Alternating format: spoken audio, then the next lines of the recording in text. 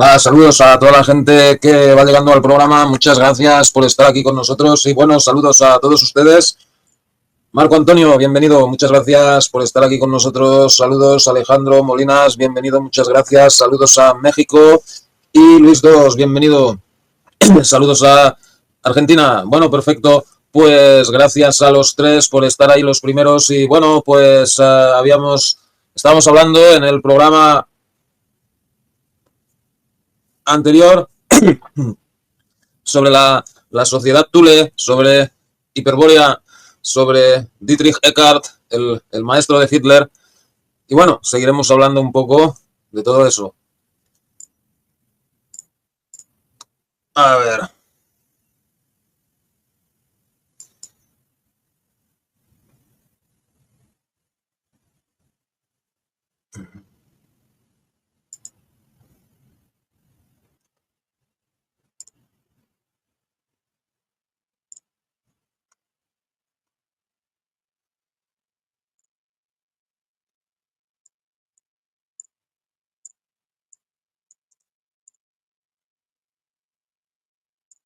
Wow.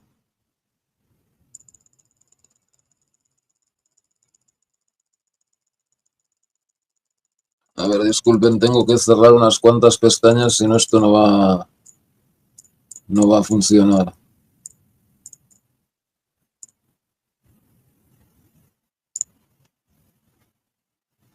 ¿Conoces el misterio de Bellicena Vilca? Sí, lo he leído incluso. Bueno, no lo leí todo, pero... ¿Tú lo has leído entero? ¿El misterio de Bellicena Vilca?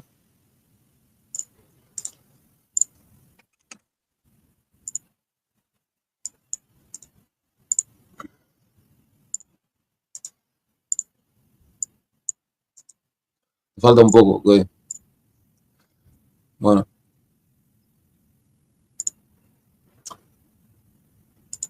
Has leído... Estoy leyendo... Bueno, estoy leyendo muchas cosas, pero uno de los que estoy leyendo es los diarios de Turner. ¿Tú conoces ese?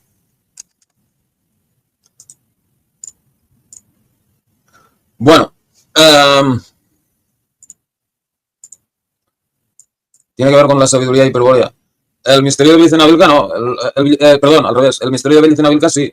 Los diarios de Turner es de unos terroristas que se rebelan contra un gobierno woke y toda la historia, ¿no?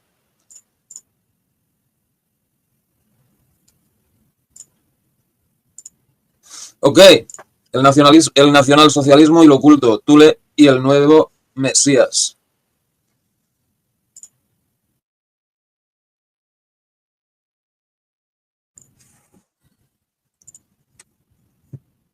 Tras la guerra, el régimen democrático simbolizó para la mentalidad folkish el control judío. La protesta contra las dificultades económicas, políticas y sociales se convirtió en una revolución antijudía. Los alemanes, conmocionados, regresaron a casa después de la terrible experiencia de los combates y la derrota para encontrar caos y hambre en las calles. Recordaron la propaganda antisemita que habían oído y leído antes de la guerra.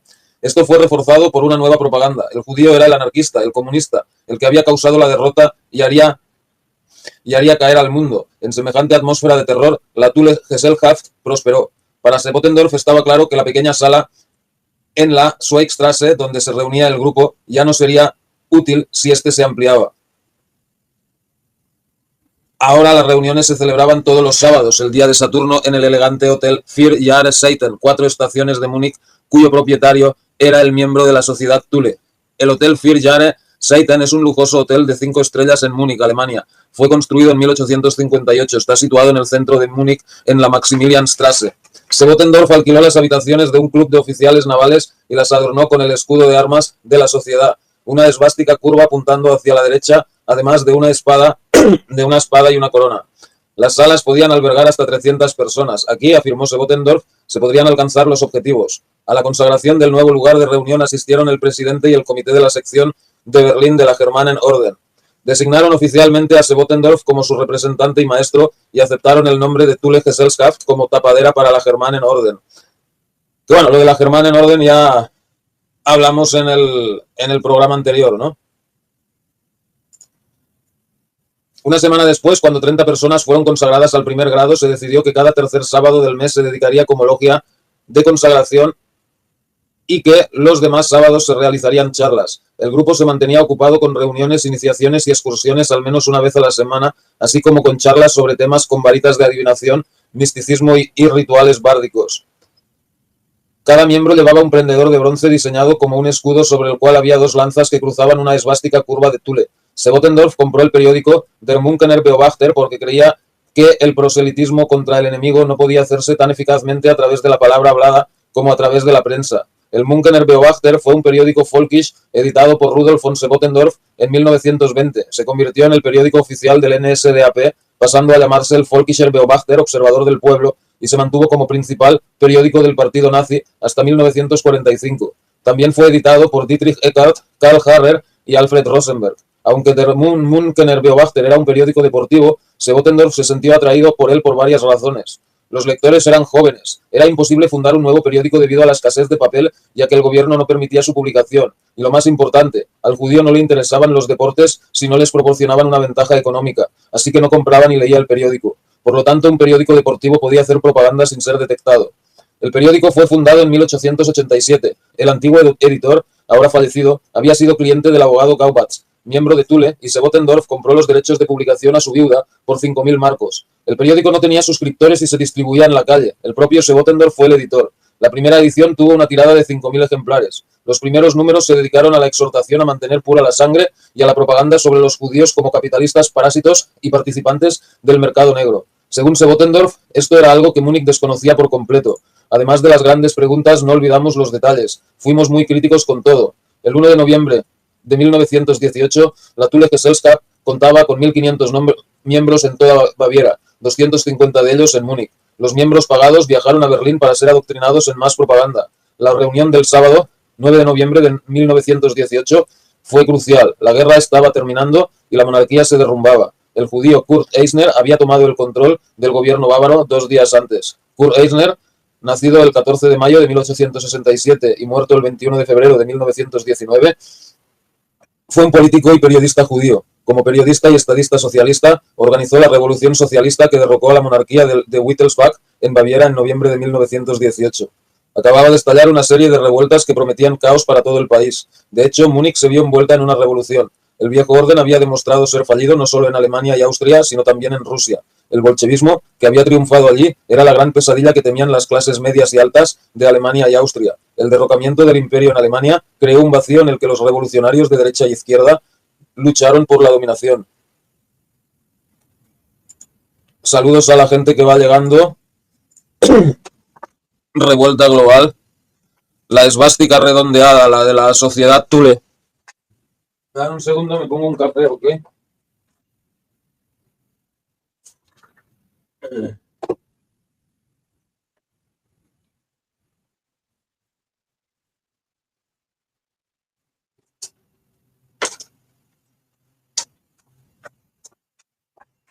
Ok. Bueno. Los conspiradores estaban en todas partes. Los radicales alemanes recurrieron a Rusia en busca de orientación y apoyo financiero. Múnich fue una de las ciudades clave para la actividad revolucionaria y las pequeñas logias antisemitas ahora se consolidaron en algo así como un movimiento de masas. En la reunión del 9 de noviembre, Sevotendorf dijo a los miembros: «Ayer vivimos el colapso total de lo que era bueno y sagrado para nosotros. En lugar de nuestro Kaiser de sangre, ahora reina Judá. Tenemos que luchar contra el judío. Quien no pueda seguirme a pesar de su juramento de lealtad, que se vaya. No me enojaré por ello. Quien quiera quedarse conmigo, que sepa que no hay vuelta atrás, solo hacia adelante. Quien quiera quedarse, que recuerde su juramento hasta la muerte. Yo mismo les aseguro y les juro por la santa señal, escuchen al sol victorioso. Yo también les seré leal. Confíen en mí como ya han confiado en mí». Luego cayó en la metafísica mitológica, recordándoles que su dios era Wotan, el padre de todo. El poder y espíritu autonacido, cuya runa era Arune, Ario, fuego, sol, águila, rueda solar, esvástica. Wotan o Woden, en inglés antiguo, bueno, lo que sea, alto alemán antiguo, Wodan, es una deidad importante del politeísmo anglosajón y germánico continental, junto con su homólogo nórdico, Odín. Woden representa un desarrollo del dios protogermánico Wodanaz. ¿Qué tenía que ver esta mitología nórdica con la revolución que se libraba fuera de los Vier Jahre Zeiten? proporcionó una justificación para la peligrosa misión que los miembros estaban llamados a cumplir. Amigos míos, a partir de hoy el águila es nuestro símbolo. Debería señalar el hecho de que tal vez tengamos que pasar por la muerte para vivir. Con estas palabras de ánimo, Sebotendorf maldijo a todo miembro que pospusiera o hiciera concesiones y que no participara en la consagración de las 8 de la mañana al día siguiente, el cumpleaños de Lutero y Schiller. El maestro levantó la sesión con un poema de Philipp Stauff. Por supuesto, nadie se atrevió a faltar a la reunión del 10 de noviembre. El armisticio se hizo oficial al día siguiente y la Thule Gesellschaft se preparó silenciosamente para la contrarrevolución. Sus miembros no podían aceptar la rendición del ejército alemán ni las proclamas del gobierno republicano. Las condiciones después de la guerra eran intolerables. Era casi imposible conseguir comida y los trabajos aún más escasos. Era raro ver a veteranos de guerra heridos mendigando en las calles. Con la producción paralizada y la inflación galopante, el país se convirtió en un enorme campo de hambre. En 5 años, de 1918 a 1923, el marco se había hundido a una quinta parte de su valor, lo que redujo a la clase media a la pobreza. En el duro invierno, la gente buscaba carbón y leña por todas partes. Un observador comentó: si una tienda ofrecía galletas para perros, se formaba una larga fila afuera para conseguirlas. La gente comía lo que encontraba. La carne de caballo se convirtió en un manjar, la patata en un lujo, pero para la empresa Thule se produjo un sorprendente repunte. Debido a la sospecha gubernamental sobre el posible carácter conspirativo de algunas organizaciones, muchos Bunds fueron expulsados de sus salas de reuniones. Los terratenientes no querían problemas. La aparentemente inocente Thule Gesellschaft se quedó sola y con sus obsesiones rúnicas pudo acoger a estos otros Bunds que compartían una ideología similar. Sebotendorf observó: eso fue bueno, porque por primera vez los grupos individuales podían estar cerca unos de otros, porque muy a menudo ocurría que había 2 o 3 al mismo tiempo. En la sociedad Thule todo iba bien. Aquí estaba el Partido Nacional Liberal, bajo Hans Dahn. Aquí también estaban Alemania para todos los alemanes, bajo el mando de Julius Lehmann, la Alemania escolar, bajo el mando de Rommeder, los compañeros de equitación y la Reitschammerbund, fundada por Theodor Fritsch. Theodor Fritsch, nacido el 28 de octubre de 1852 en Wiedemar y muerto el 8 de septiembre de 1933 en Markleberg, originalmente Emil Theodor Fritzsche, fue un editor y comentarista alemán. Sus escritos antisemitas influyeron significativamente en la opinión pública alemana contra los judíos a finales del siglo XIX y principios del XX. Sus escritos también aparecieron bajo los seudónimos de Thomas Frey, Fritz Thor y Ferdinand Roderick Stolmheim. En resumen, no había ninguna sociedad en Múnich que de algún modo representara un objetivo nacionalista que no pudiera tener cabida en la sociedad Thule. Todos estos grupos estaban compuestos en su mayoría por hombres que habían luchado en la guerra y habían regresado a su país atónitos al descubrir que el mundo de antes de la guerra había sido destruido. En estas reuniones secretas, lo que buscaban era un mundo más capaz de satisfacer sus anhelos. El ingeniero civil Gottfried Feder llegó por primera vez a la empresa Thule. Gottfried Feder, nacido el 27 de enero de 1883 y muerto el 24 de septiembre de 1941, fue economista y uno de los primeros miembros clave del NSDAP.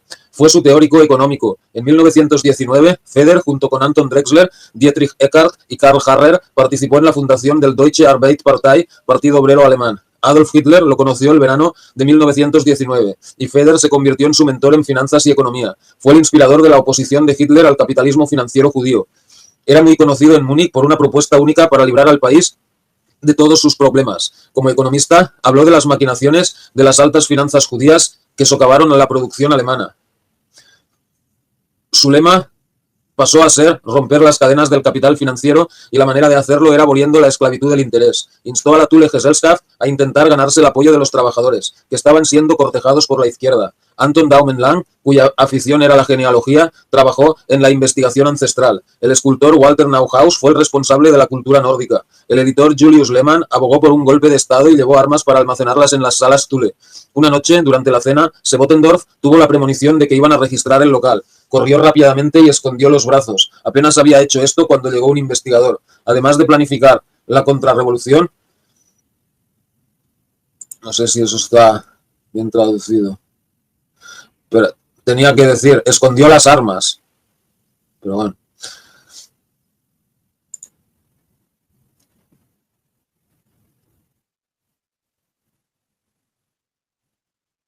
Además de planificar la contrarrevolución, la Thule Gesellschaft también estaba ocupada luchando contra otros grupos como los antropósofos de Rudolf Steiner. Steiner había sido jefe de la rama alemana de la Sociedad Teosófica de Madame Blavatsky y había roto con ella debido a una disputa doctrinal y había fundado su propio grupo. Rudolf Joseph Lorenz Steiner Nació entre el 25 y el 27 de febrero de 1861 y murió el 30 de marzo de 1925. Fue un filósofo, reformador social, arquitecto y ocultista austríaco. Steiner alcanzó reconocimiento inicial como crítico literario y filósofo cultural. A principios del siglo XX fundó un movimiento espiritual, la antroposofía, una filosofía esotérica con supuestas raíces en la filosofía idealista y la teosofía alemanas. Steiner intentó encontrar una síntesis entre la ciencia y el misticismo. Su obra filosófica de estos años, a la que denominó ciencia espiritual, buscaba conectar la vía cognitiva de la filosofía occidental con las necesidades internas y espirituales del ser humano. Steiner, observó Sebottendorf, quería convertirse en ministro de finanzas y propagar su propio sistema. Con su sistema pretendía reformar el comunismo, en lugar de destruirlo. La influencia de este hombre degenerado, este estafador y mentiroso, fue omnipresente. Tuvo muchos discípulos en Múnich, pero sufrió un revés, dijo Sebottendorf, debido al hecho de que había muchos suicidios y mujeres abusadas sexualmente entre ellos. Antes de la guerra había trabajado con una vidente, Lisbeth Sidler, en Berlín. La pareja tenía conexiones con el general Helmut Johann Ludwig von Moltke y fueron ellos quienes impidieron que los nuevos reclutas entraran en la batalla de Marne cuando eran necesarios. Así se perdió la batalla. Sebottendorf no perdió la oportunidad de atacarlos en su periódico.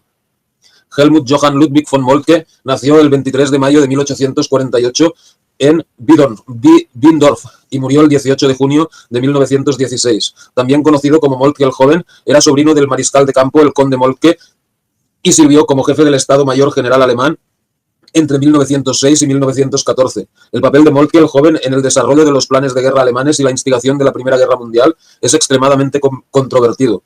El propio Thule no estuvo exento de influencia.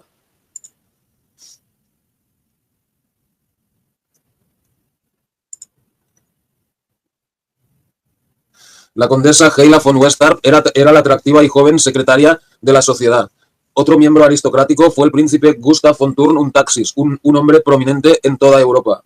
Gustav Franz Maria, príncipe de Thurn y Taxis, nació el 22 de agosto de 1888 en Dresden, Reino de Sajonia, y murió el 30 de abril de 1919 en Múnich, la República Soviética de Baviera. Fue miembro de la Casa de Thurn y Taxis y príncipe de Thurn y Taxis por nacimiento. Como miembro de la sociedad Thule, Gustav fue asesinado por el gobierno de la República Soviética de Baviera, en alemán Bayerische Räterepublik, durante la Revolución Alemana de 1918-1919. Sebottendorf se había ganado el favor de la sociedad muniquesa. Tenía a su disposición grandes sumas de dinero y muchas de las personas más influyentes de Múnich eran discípulos suyos.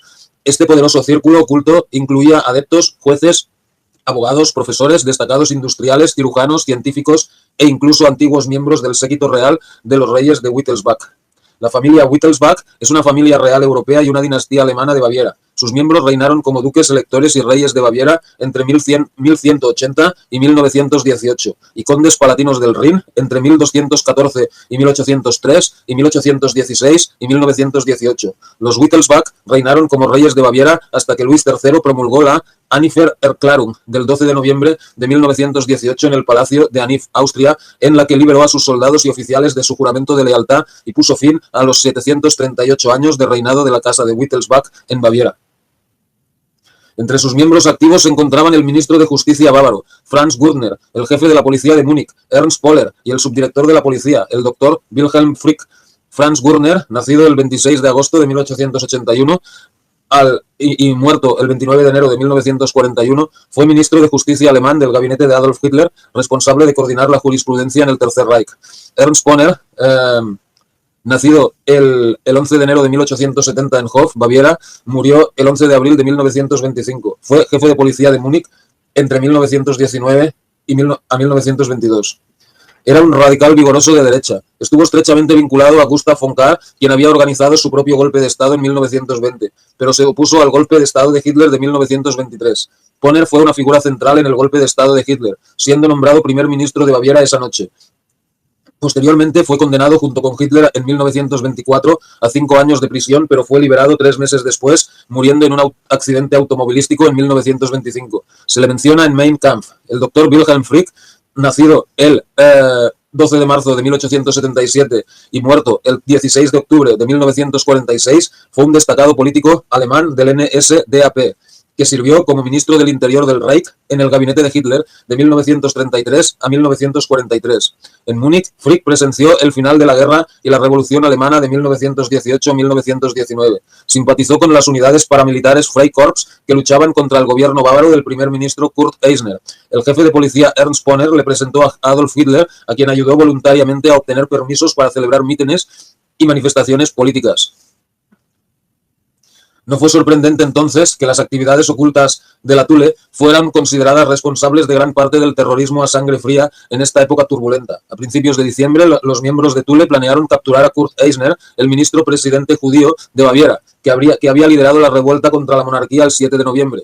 Para los tulistas, Eisner, un intelectual de aspecto etéreo, campeón de la Liga de Naciones y conciliador con los comunistas, representaba todo lo odioso. El reinado de 100 días de Eisner estuvo teñido de bohemia. Los conciertos sinfónicos precedieron a los discursos políticos. Se recitaba poesía desde un camión ambulante que recorría las calles, como si, como alguien hubiera observado, se estuviera celebrando un picnic y no una revolución.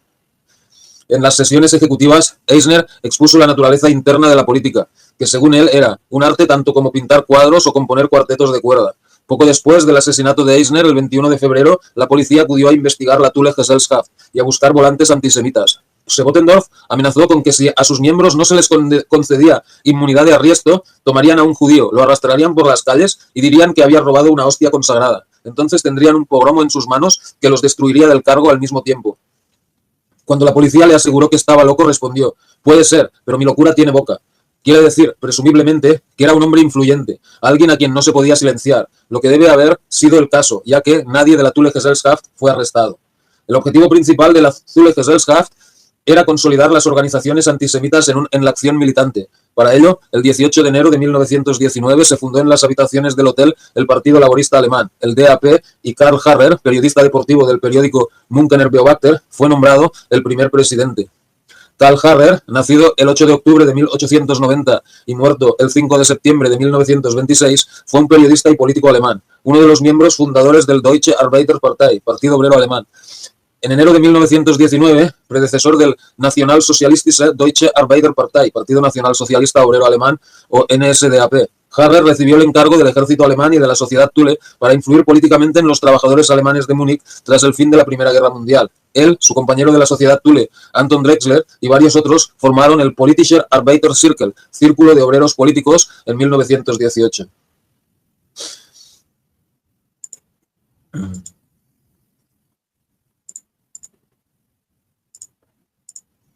Un zurdo salió corriendo para no ver la verdad. ¿Quién? Dos zurdos. Cuando los liberales y los zurdos escuchan de Feder les explota la cabeza. Elida Tuyo, bienvenida. Muchas gracias por estar aquí con nosotros. Saludos a Argentina. Una pequeña proporción de los miembros de Thule también eran miembros del DAP. Al parecer, Karl Harrer aún añoraba las originales reuniones secretas de discusión, en las que se podían cultivar sentimientos de exclusividad. Sus días como presidente estaban contados y también los de Thule como sociedad oficialmente reconocida. La última consagración tuvo lugar el 21 de marzo de 1919. El gobierno ahora insistió en que los grupos tenían que incorporarse y que los únicos líderes que reconocerían tenían que ser elegidos. Había que abandonar el principio del Führer, señaló con nostalgia Sebotendorf. Sin embargo, los miembros de Thule continuaron reuniéndose informalmente. Después del asesinato de Eisner, el nuevo ministro presidente de Baviera huyó al norte, a la ciudad de Bamberg, con su gabinete para evitar una inminente toma del poder por parte de los comunistas. Emitió una proclama: el régimen del Estado Libre de Baviera no ha dimitido, ha trasladado su sede desde Múnich. El régimen es y seguirá siendo el único poseedor del poder en Baviera. La Thule Gesellschaft ayudó a crear un grupo militar de anticomunistas, se infiltró en organizaciones comunistas y estuvo en contacto con el gobierno legal bávaro en Bamberg. El 13 de abril, miembros de Thule participaron en el putsch del Domingo de Ramos, que tenía como objetivo restaurar al gobierno de Bamberg en el poder en Múnich y evitar la toma del poder por parte de los comunistas. El putsch, que debía expulsar a los comunistas, tuvo el efecto contrario. Abrió el camino para una dictadura del proletariado de extrema izquierda de inspiración judía. En Múnich reinaba una virtual anarquía. Los comunistas tomaron el control el 14 de abril y comenzaron a tomar rehenes en represalia por el asesinato de otros comunistas. La República Soviética de Baviera, también conocida como Bayerische Räterepublik o Münchener Räterepublik, fue, en el marco de la Revolución Alemana de 1918-19, el breve intento de establecer un Estado socialista en forma de República Democrática de Consejos Obreros en el Estado Libre de Baviera. Buscaba la independencia de la también recientemente proclamada República de Weimar. Su capital era Múnich. 12 días después, irrumpieron en las habitaciones Thule y arrestaron a la condesa von Westarp, al príncipe von Turnum Taxis, a un escultor, a un pintor, a un barón, a un funcionario del ferrocarril y a un artista industrial. Sebottendorf acusó a Knauf de no haber ocultado las listas de miembros. El propio Sebottendorf había viajado a Bamberg con la esperanza de conseguir la ayuda de los Freikorps, una banda paramilitar de voluntarios bajo el liderazgo de antiguos oficiales del ejército apoyados por ricos industriales y que se comprometían a defender al gobierno de Bamberg en el exilio. Los Freikorps, cuerpos libres, son unidades militares voluntarias alemanas o unidades paramilitares anticomunistas. El término se aplicó originalmente a los ejércitos voluntarios formados en territorio alemán a partir de mediados del siglo XVIII. Entre la Primera y la Segunda Guerra Mundial, el término también se utilizó para las organizaciones paramilitares que surgieron durante la República de Weimar. También existió una serie completa de condecoraciones para los Freikorps, que fueron reemplazadas en su mayoría en 1933 por la Cruz de Honor para los veteranos de la Primera Guerra Mundial.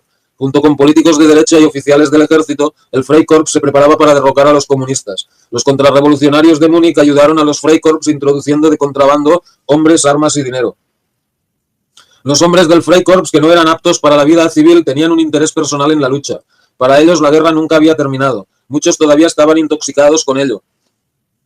Algunos habían salido directamente de la escuela y habían ido a las trincheras, donde habían aprendido a ser duros y a hacer sacrificios. La Alemania de la posguerra era despreciable para estos hombres y estaban con los tulistas en su deseo de restaurar el pasado, o al menos algunos aspectos del pasado. A ellos se unieron los estudiantes, que se sentían superfluos en una sociedad que se estaba desmoronando. 4 días después de capturar a los 7 miembros de Thule, el líder comunista en Múnich, Rudolf Egelhofer, ordenó fusilarlos. Afirmó que eran contrarrevolucionarios y, después de todo, responsables ante la ley civil. De hecho, los miembros de Thule habían estado sacando ilegalmente hombres e información de la ciudad. Se habían vuelto especialmente hábiles falsificando documentos, reuniendo alijos de armas y reclutando hombres para el Freikorps, cuyos voluntarios tramaban planes para derrotar a la izquierda. Mientras 20.000 hombres del Freikorps marchaban sobre la ciudad, los rehenes fueron llevados al Instituto Luitpold, que los comunistas utilizaban como cuartel y cárcel. Los alinearon contra el muro del patio y los ejecutaron. Tras el asesinato de los rehenes, los comunistas publicaron un aviso anunciando la captura de una banda de criminales de las llamadas clases altas, archirreaccionarios, que falsificaban documentos oficiales para obtener bienes confiscados, agentes de la contrarrevolución. Las ejecuciones provocaron una ola de indignación sin precedentes entre la ciudadanía de Múnich. Los grupos antisemitas no perdieron la oportunidad de hacer propaganda efectiva, difundiendo rumores de terribles atrocidades. Los conflictos civiles que comenzaron justo después de la guerra alcanzaron un clímax horroroso con estos asesinatos. Se alegó que 3 judíos del gobierno comunista, Eugen Levin-Nissen, Tobias Axelrod y Max Levien, eran responsables de las muertes, como un acto de venganza contra sus enemigos antisemitas. Los Freikorps, enardecidos por el asesinato de los rehenes, irrumpieron en Múnich, incendiaron una cervecería y lucharon con morteros y granadas de mano. Una unidad del Freikorps marchó por las calles cantando su canción de marcha. Esvástica en el casco, colores negro, blanco y rojo. Pronto se llamarían a sí mismos los soldados de asalto. Durante la guerra civil que siguió, los comunistas fueron derrotados y los nacionalistas recibieron un gran impulso. Fue en todos los sentidos, un ensayo y una preparación para lo que vendría después. En cuanto a la Thulische Gesellschaft, parece haber llegado a su fin junto con los 7 rehenes. 2 días después de su entierro, hubo un servicio conmemorativo en las salas Thule. El púlpito estaba cubierto con una bandera comunista capturada, pero en lugar de la hoz y el martillo había una esvástica. El asesinato de los miembros había abierto nuevas posibilidades. Sebottendorf desapareció de Múnich. Finalmente regresó a Estambul y luego se dirigió a México. Reapareció en Múnich en 1933, con la esperanza de revivir la Thule Gesellschaft. Pero para entonces, el NSDAP, que había ayudado a lanzar lo que estaba haciendo muy bien, sin él. Algunos de los otros miembros de la Thule ahora estaban en posición de implementar lo que habían aprendido en esas reuniones de los sábados en el Vier Jahreszeiten. En 1933, el NSDAP había asumido el poder. Ese poder deriva de una fuente, una promesa de alcanzar una realidad trascendente que eran los hombres nuevos que la era esperaba, que estaban dotados de una energía secreta que les permitiría conquistar Alemania y el mundo. Si se preparaban adecuadamente, se les revelarían misterios que les otorgarían poderes sobrehumanos. Los miembros e invitados de la sociedad Thule se consideraban potenciales dueños de la tierra, protegidos contra todos los peligros. Su reinado duraría 1000 años hasta el siguiente diluvio. Algunos de ellos se convirtieron en figuras clave del NSDAP. Max Amann, director comercial del periódico y editorial del partido. Dietrich Eckart, que introdujo a Hitler en la sociedad de Múnich. Hans Frank, gobernador general de Polonia. Anton Drexler, primer presidente del Partido Obrero Alemán. Gottfried Feder, asesor económico. Karl Harrer, primer presidente del NSDAP. Rudolf Hess, secretario y primer ayudante de Hitler. Adolf Hitler. Dr. Heinz Kurz, líder de la SS. Friedrich Kron, dentista que diseñó la insignia esvástica nazi. Ernst Röhm, líder de las tropas de asalto. Alfred Rosenberg, comisionado para asuntos orientales. Julius Streicher, Goletier, líder del distrito del partido de Franconia. La filosofía detrás de este culto, nunca mencionado en los infames juicios de Nuremberg, arroja luz sobre mucho de lo que estaba por venir, sobre la entusiasta sanción de ellos por parte del pueblo alemán y sobre el Mesías oculto que los dirigió. El nuevo Mesías. El Führerprinzip de Sebotendorf es fundamental para los cultos esotéricos. El Führerprinzip, en alemán, el principio del líder, prescribía la base fundamental de la autoridad política en las estructuras gubernamentales del Tercer Reich. Este principio, en resumen, significa que la palabra del Führer está por encima de toda ley escrita y que las políticas, decisiones y cargas gubernamentales deben contribuir a la consecución de este fin. El Führerprinzip no fue inventado por los por los nacionalsocialistas. Hermann Graf Kaiserling, filósofo alemán, fue el primero en utilizar el término Führerprinzip. Una de las afirmaciones centrales de Kaiserling era que ciertos individuos dotados nacieron para gobernar, según el darwinismo social. La ideología del Führerprinzip considera cada organización como una jerarquía de líderes, donde cada líder, Führer en alemán, tiene absoluta responsabilidad en su área. Exige obediencia absoluta de sus subordinados y responde únicamente ante sus superiores. El líder supremo, Adolf Hitler, respondía ante Dios y el pueblo alemán. Se ha argumentado que Hitler se veía a sí mismo como la encarnación de las autoritas y como la ley viviente o la ley suprema misma, combinando eficazmente en su persona el poder ejecutivo, el judicial y el legislativo. Bueno, no sé cómo funciona esto en la... Bueno, la sociedad Brill es otra cosa. El Brill, bueno, ya hablamos un poquito cuando hablamos de lo de los ovnis y tal. Algunos dicen que la sociedad Brill ni siquiera existió. Otros dicen que sí, que recibieron mensajes de Aldebarán y todo el rollo. Y bueno, y luego hay otros, ¿no? Como un documental de Discovery Channel que dice que eran swingers, que hacían sacrificios humanos, que no sé, o sea, un montón de cosas raras que a mí me cuesta creer que sea real. Bueno, lo de los swingers a lo mejor sí era verdad, pero de que hacían sacrificios humanos y tal, pues ya me cuesta creerlo. Pero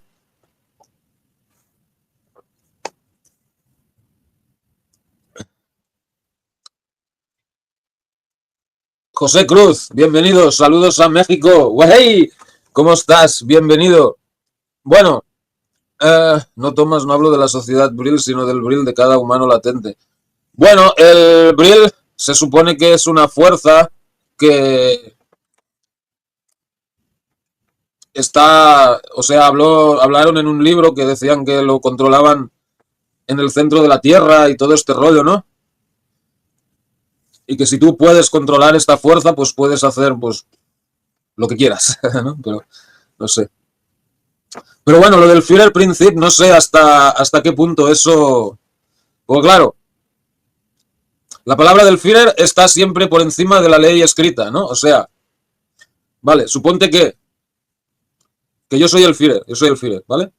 Por ejemplo, hoy digo una cosa, ¿no? Entonces, vale, eso es la ley. Pero dentro de 2 meses digo otra cosa diferente, lo contrario de lo que he dicho hoy, ¿no? Entonces, el que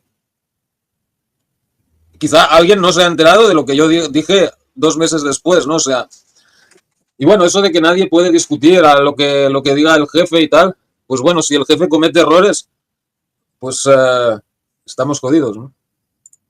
A eso me refiero, y eso no de nazis malvados. En Oriente le dicen ki. Sí, o sea, no sé, sería como la fuerza vital o algo así, ¿no? Ok, perfecto.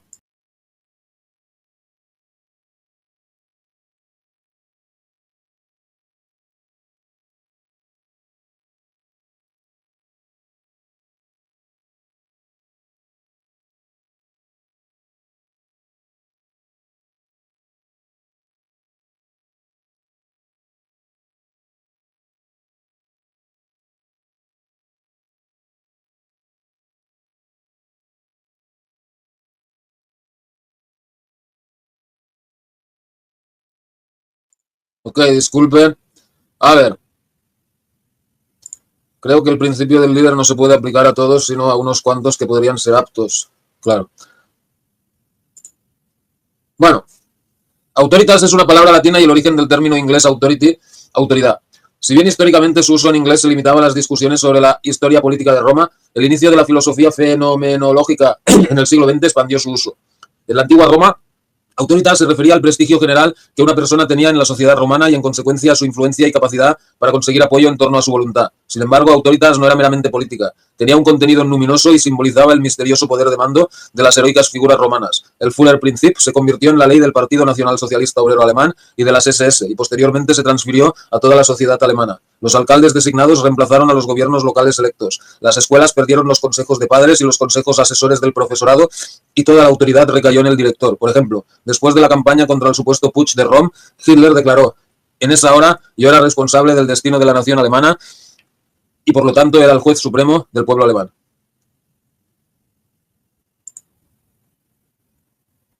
Es fácil ver cómo el principio del Führer condujo paso a paso a la rendición de la voluntad del pueblo a la voluntad del Führer. Un alemán no necesitaba ser ocultista para anhelar un Mesías que lo salvara. Como en otros periodos difíciles de la historia, después de la Primera Guerra Mundial se creyó inminente la venida del Mesías. Una figura paterna en una época caótica seguramente preservaría, protegería y haría que las cosas florecieran nuevamente en el desierto, donde los hombres perdían diariamente su orientación. Sin embargo, el hombre que el pueblo alemán espera, el hombre que le traerá la vida y la felicidad que tanto ha anhelado en sus sueños, del poeta Heinrich Heine, era esperado con particular celo por los miembros de la sociedad Thule. Dietrich Eckart y un pequeño núcleo interno de tulistas se habían preparado para la inminente aparición del Mesías alemán en toda una serie de sesiones espiritistas.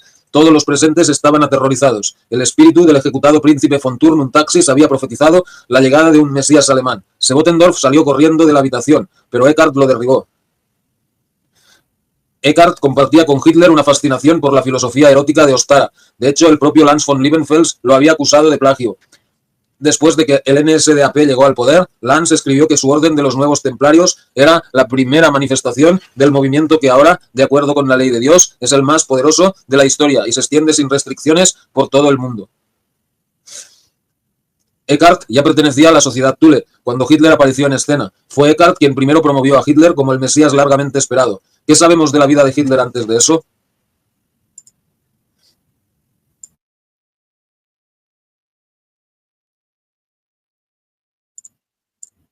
El Führerprinzip es el principio de liderazgo natural. Hay tres roles: líder, guía y el motivador y el ejemplar. Y son roles dinámicos circunstanciales que puede representar una persona o entre varias. Claro, pero, o sea, el Führerprinzip, cuando Hitler tomó decisiones que probablemente los militares sabían que eran equivocadas, como, yo qué sé, dejar escapar a los ingleses en Dunkerque o declarar la guerra a los Estados Unidos, pues nadie se lo podía discutir, ¿no?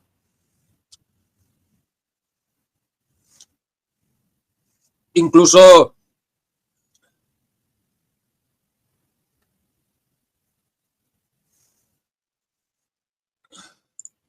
sí, bueno, con algunas excepciones.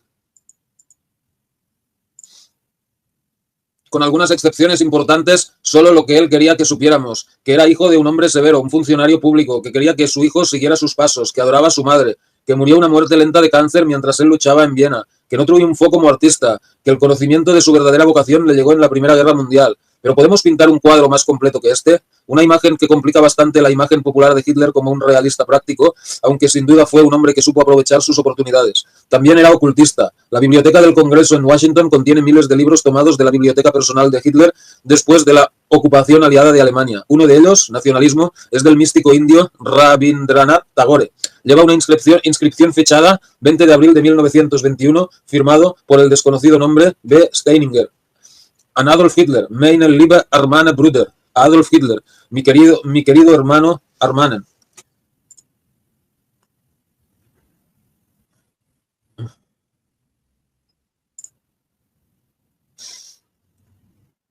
Que bueno, esto de que Hitler era ocultista y tal,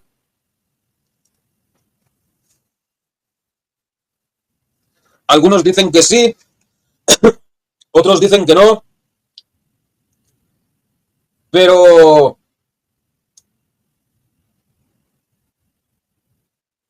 he leído por ahí otros artículos y vídeos y tal, y bueno, parece que este tema era más un tema estratégico, ¿no? El rollo es que a Hitler sí le interesaba todo esto del ocultismo, los misterios y todo este rollo.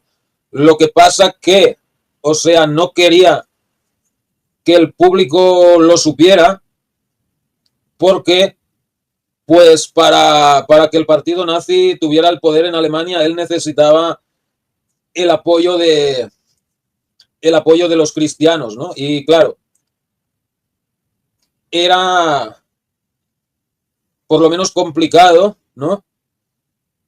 Salir y decirles al pueblo alemán que había sido cristiano 1500 años, no, ahora os tenéis que convertir todos al neopaganismo, no, eso naturalmente no, incluso dentro de las SS, ¿no? O sea que Himmler, que era más, como más abierto en todo este tema de todo este tema misterioso y esotérico y tal, él promocionó entre la SS un rollo que se llamaba Gott glaubend, que significa creyente en Dios, pero no Dios, el Dios del cristianismo, o sea, el Dios como una fuerza sobrenatural o algo así, ¿no? Y solo consiguió que el 23% de los oficiales de la SS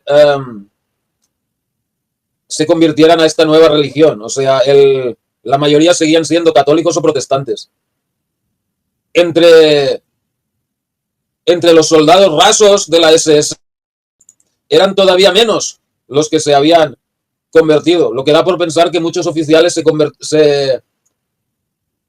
convertían, pues, bueno, quizá por conveniencia, por la esperanza de un ascenso o algo así, ¿no? Entonces, pues se dice que Hitler, o sea, sí creía en todo esto, pero que no quería que el público lo supiera, ¿no? De hecho, una vez se le escapó, ¿no? Que, o sea, en unas declaraciones que decía, el que piense que el nacionalsocialismo es solo un movimiento político no ha entendido nada, ¿no? O sea, cada uno que lo interprete como quiera, ¿no?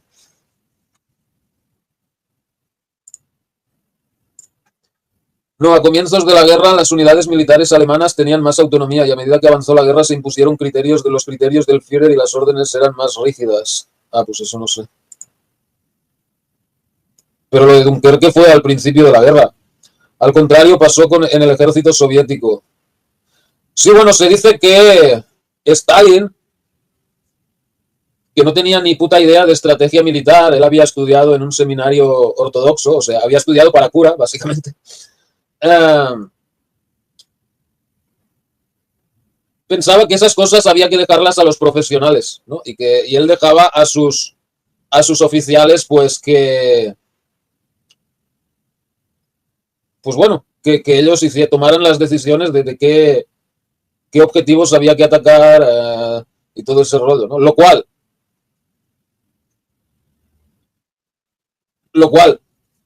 por una parte, le iba muy bien, ¿por qué? Si algo salía mal, pues el responsable era el oficial en cuestión.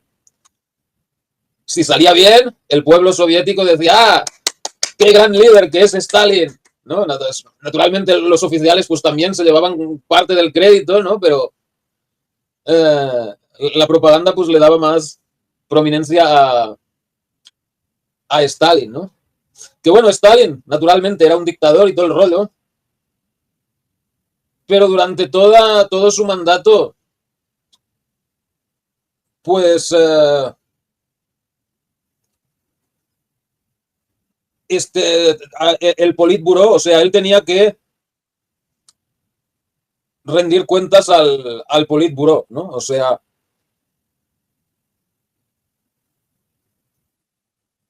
a diferencia de Alemania, donde el parlamento se disolvió y bueno, el que mandaba era Hitler y bueno, en cierta medida pues el grupito alrededor de Hitler, ¿no? El Partido Nacional Socialista y tal, ¿no? Pero, pero bueno, también es verdad que, o sea,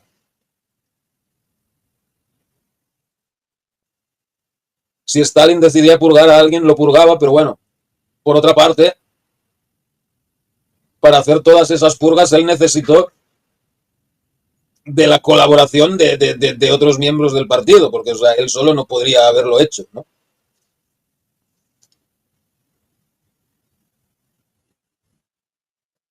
Pero bueno, después de...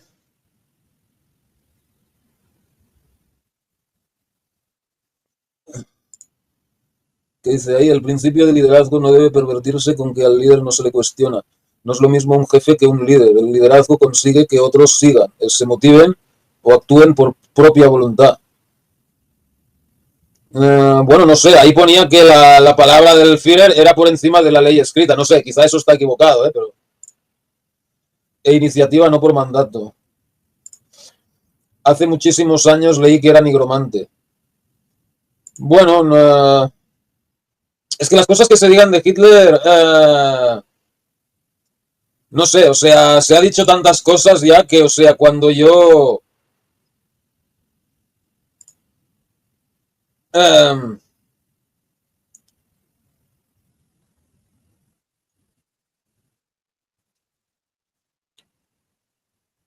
yo le, o sea, veo que dicen algo, me lo tomo con una pizca de sal, porque, o sea, han dicho de que, o sea, que si era homosexual, que si era drogadicto, que si, que si era impotente, que si tenía no sé cuántas desviaciones sexuales, que si, o sea, ¿cómo te diré? Que bueno, la nigromancia es, o sea, comunicarse con los muertos y creo que también, o sea, adivinar las vísceras de los animales y todo este rollo, ¿no? Lo de mirar las vísceras de los animales no creo, porque él era muy, ¿cómo te diré? Muy ecologista. Él amaba a los animales y era vegetariano y todo el rollo. O sea, no creo que él estuviera metido en ese rollo. De comunicarse con los muertos y tal, pues bueno, quizás sí, se interesó en ese tema, ¿no? Pero, o sea, todo lo que digan de Hitler, pues bueno, a veces tiene un puntito, tiene un punto de verdad y lo exageran, a veces es directamente mentira, ¿no? Por ejemplo, el tema de que era homosexual y tal es todo fake, ¿no? De que era drogadicto, pues sí, que parece que al final de la guerra tomó ciertos medicamentos y tal, pero tanto como ser drogadicto, pues no sé, o sea, era todo con receta médica, ¿no? Y bueno, todo lo demás, de que sí, también se ha dicho por ahí de que hacía, ¿cómo es eso? La acropofagia o algo así, también se ha dicho. O sea, no sé, es todo para... Como el que escribe la historia siempre es el que gana, pues el que pierde siempre es descalificado y tal, ¿no? Entonces, pues, cuidado con muchos artículos sobre ocultismo nazi porque hay mucha propaganda, fantasía de posguerra. Bueno, este artículo es bastante pro-nazi, ¿no? Pero sí, o sea, he intentado buscar, o sea, he intentado evitar un poco los que eran en contra, ¿no? Pero es complicado, porque, o sea, todo lo que es...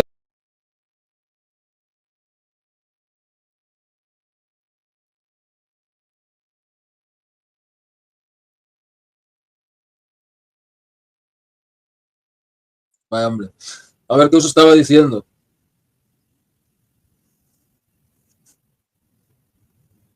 Que es complicado evitar todos estos artículos en contra, o sea, en contra del... Porque, o sea, la censura en Internet es brutal, ¿no? Para buscar algo que sea mínimamente imparcial te puedes pasar un buen rato, ¿no? No se le escapó, lo dijo, sí, lo dijo. No entiendo eso de Belicena, a eso me refiero. Bueno, el misterio de Belicena Vilca, pues, bueno, no sé, eso pues es algo que se escribió después de la guerra, o sea, no sé.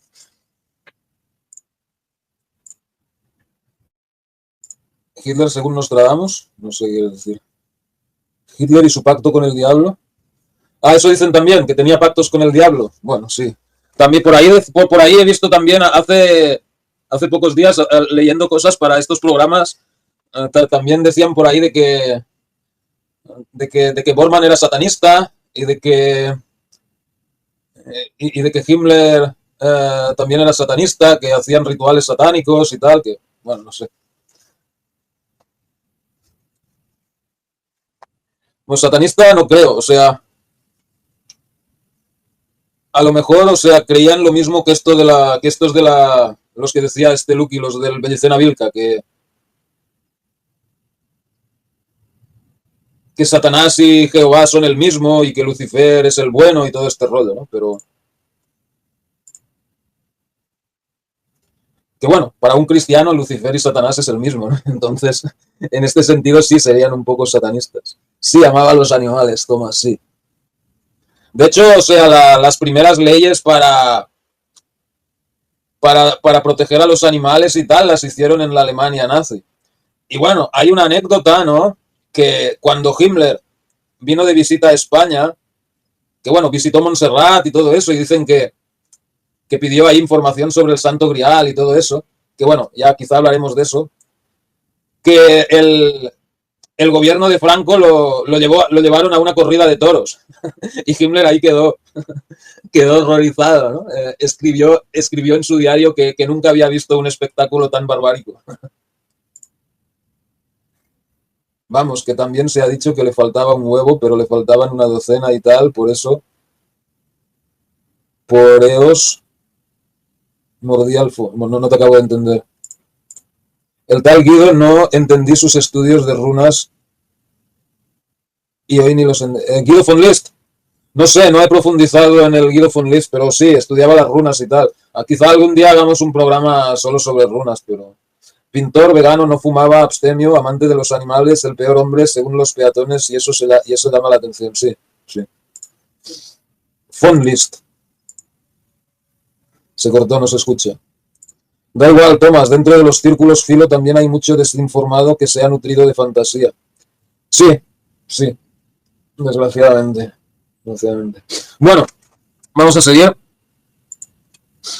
Ok, los Armanen, la hermandad esotérica de Guido von List, postulaban una antigua raza de sacerdotes germánicos. Su sabiduría se transmitió a través de los siglos, no solo a través de una hermandad secreta de iniciados, sino también a través de pistas que List, el último de los Armanen, pudo adivinar a través de la intuición y la clarividencia. Los significados sagrados estaban ocultos en palabras y signos. Esto, por supuesto, es perfectamente comprensible para el ocultista, pero aparentemente List llegó a un público más amplio al ser pionero en el resurgimiento del culto pagano. Sus teorías fueron estudiadas por la Germanen Orden y más tarde por la SS. Sus libros, confiscados por los aliados, llevan la marca de las SS y el sello de Ahnenerbe, la rama de investigación ancestral, y aparentemente se utilizaban para la formación de los candidatos a la SS. El Ahnenerbe era un instituto de las SS cuyo objetivo era investigar la historia arqueológica y cultural de la raza aria, fundado el 1 de julio de 1935 por Heinrich Himmler, Hermann Wirth y Richard Walter Darré. El Ahnenerbe posteriormente emprendió expediciones para intentar demostrar que las poblaciones nórdicas prehistóricas y mitológicas dominaron el mundo. Su nombre, que bueno, en esto de que las poblaciones nórdicas dominaron el mundo hay algo de verdad, porque claro, la expansión indoeuropea, bueno, todo el mundo no, pero el sur de Asia, Oriente Medio y toda Europa sí lo dominaron.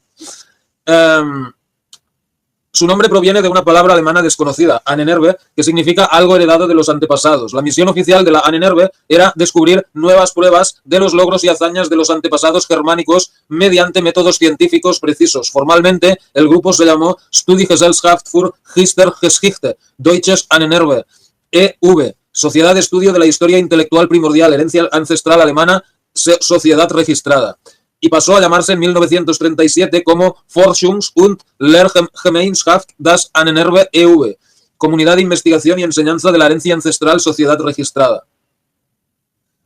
La biblioteca de Hitler también contenía uno de los libros de Lanz von Liebenfeld, Das Buch der Psalmen Deutsch, das Gebetbuch der Ariosophen Rasse Mystiker, el libro que enseñan los salmos, el libro de oraciones del misterio racial ariosófico. Tanto List como Lanz estaban obsesionados con la pureza de la sangre, con el significado secreto de la leyenda del Grial y con el establecimiento de un nuevo orden. Ambos tomaron la esvástica como símbolo. La pertenencia a sectas de este tipo suele mantenerse en secreto, por lo que no es sorprendente que no tengamos documentación de la pertenencia de Hitler. Bien podría haber sido miembro de los Armanen o de la Orden de los Nuevos Templarios o ambos, ya que esto coincide totalmente con su carácter tal como lo presentan las personas que lo conocieran en su juventud en Viena. Bueno, de lo de...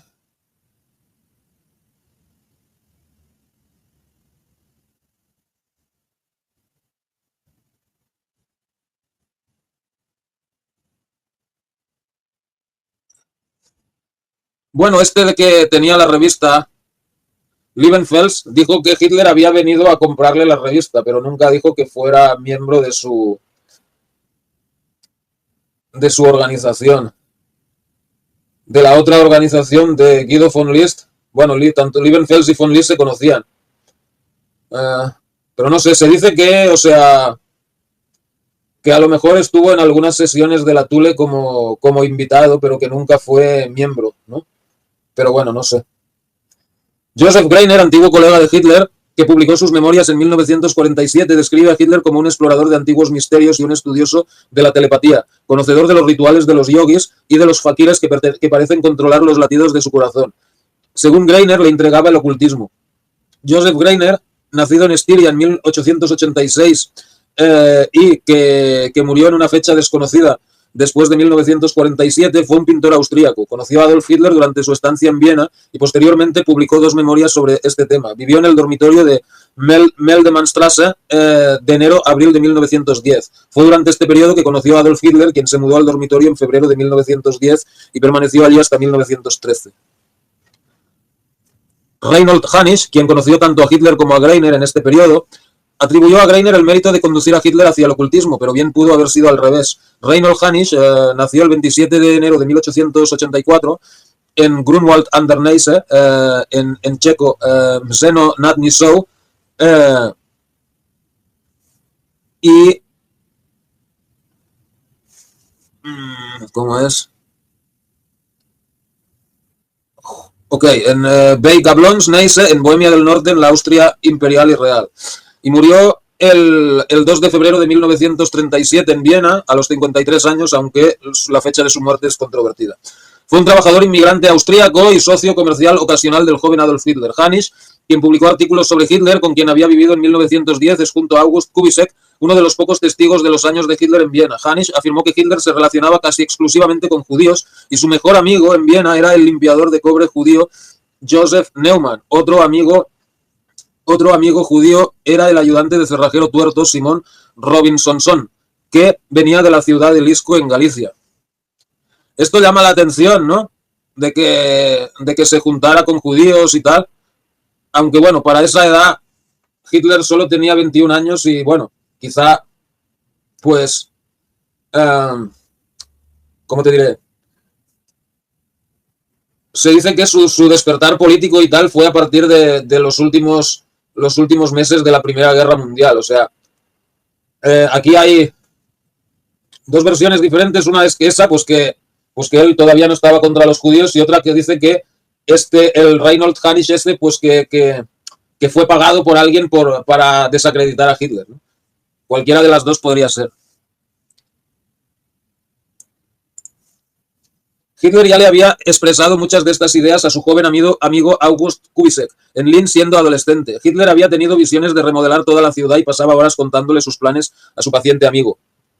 Kubitschek cumplió todos sus sueños. Íbamos a St. Georgen sur Gusen para descubrir qué reliquias aún se conservaban en aquella famosa batalla de la Guerra de los Campesinos. Al no tener éxito, Adolf tuvo una idea extraña. Estaba convencido de que quienes vivían allí tendrían algún vago recuerdo de aquella gran batalla. Al día siguiente volvió solo, tras intentar en vano que mi padre me diera el día libre. Pasó allí 2 días y 2 noches, pero no recuerdo con qué resultado. Hitler se sentía más cómodo en la mitología alemana que en su mundo real. Kubitschek dice: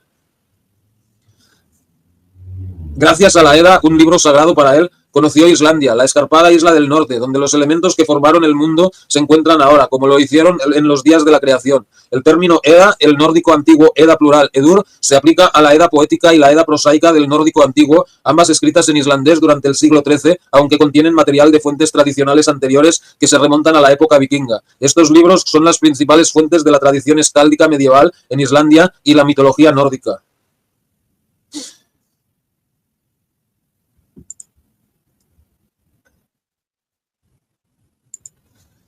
Tanto Kubitschek como Greiner testifican que lo que especialmente intrigaba a Hitler era el poder de la voluntad humana. Los aliados, aparentemente desconcertados por el enigma de Adolf Hitler, a quien consideraban un holgazán de origen humilde, aspecto poco atractivo e intelecto mediocre que había llegado a tal eminencia, hicieron redactar informes psiquiátricos secretos sobre él mientras la guerra aún estaba en curso, lo que obviamente no ayudó mucho a aclarar la confusión sobre esta compleja personalidad.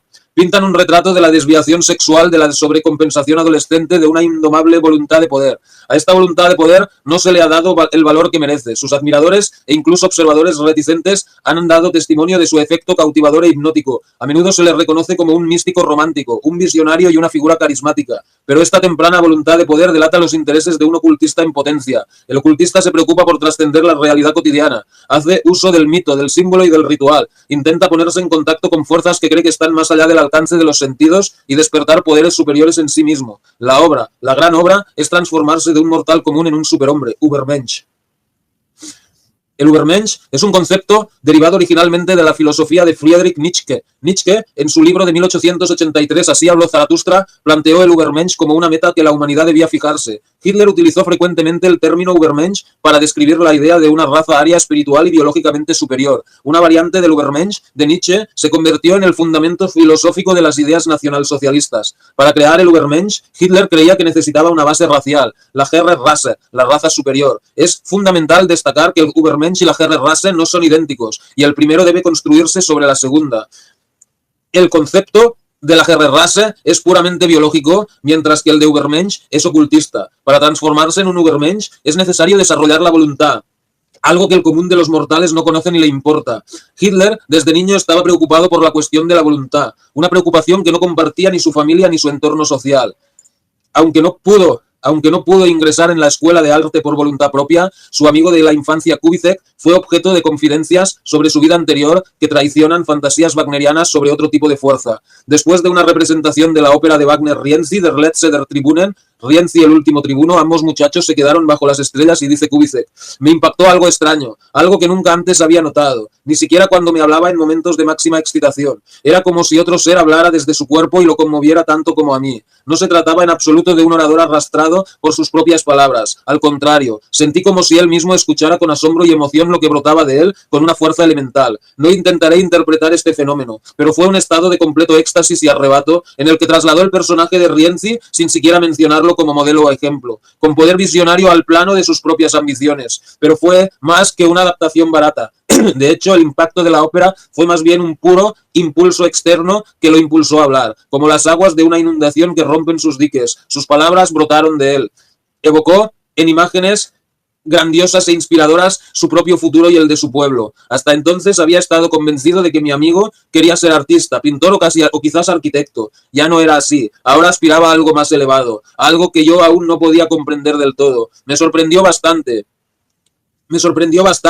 pues creía que la vocación de artista era para él la meta más alta y más deseable, pero ahora hablaba de un mandato que algún día recibiría del pueblo para guiarlo desde la servidumbre hacia las alturas de la libertad. Fue un joven desconocido quien me habló en esa extraña hora. Me habló de una misión especial que un día sería confiada a él. Hitler también recordó más tarde el incidente y dijo solemnemente: en esa hora comenzó. ¿Sueños típicos de la adolescencia? ¿Una huida de la dura realidad? Claro, pero sus grandiosos planes para el futuro, por improbables que fueran, se hicieron realidad después de todo, y es plausible que trabajara en sí mismo sistemáticamente. En obediencia a la enseñanza oculta, Rienzi der Letzte der Tribunen es una ópera temprana de Richard Wagner en 5 actos, con libreto escrito por el compositor a partir de la novela homónima de Bulwer Lytton en 1875. El título se abrevia comúnmente como Rienzi. Escrita entre julio de 1838 y noviembre de 1840, se estrenó en la Hofoper de Dresde el 20 de octubre de 1842 y fue el primer éxito del compositor. La ópera está ambientada en Roma y se basa en la vida de Cola di Rienzi, nacido en 1313 y muerto en 1354, una figura populista italiana de finales de la Edad Media que logra burlar y luego derrotar a los nobles y sus seguidores y aumentar el poder del pueblo. Magnánimo al principio, se ve obligado por los acontecimientos a aplastar la rebelión de los nobles contra el poder popular, pero la opinión popular cambia e incluso la Iglesia, que lo había instado a imponerse, se vuelve contra él. Al final el pueblo incendia el Capitolio, donde Rienzi y algunos seguidores han presentado su última resistencia.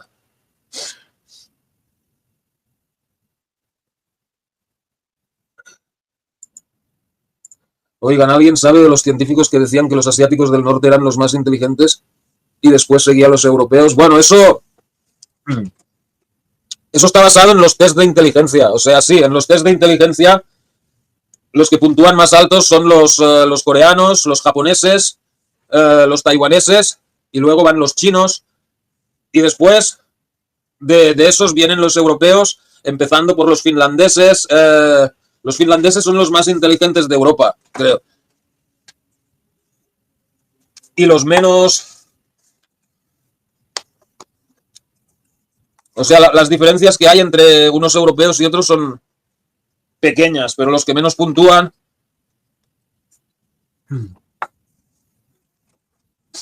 creo que son los de los Balcanes, por ahí, ¿no? Pero bueno, no sé. Bueno, China está teniendo grandes logros ahora, ¿no? Napoleón Bonaparte dijo que China era ¿cómo dijo? Napoleón dijo que China es el gigante durmiente que cuando despierte el mundo temblará. Y bueno, ahora está despertando y el mundo va a temblar, ¿no?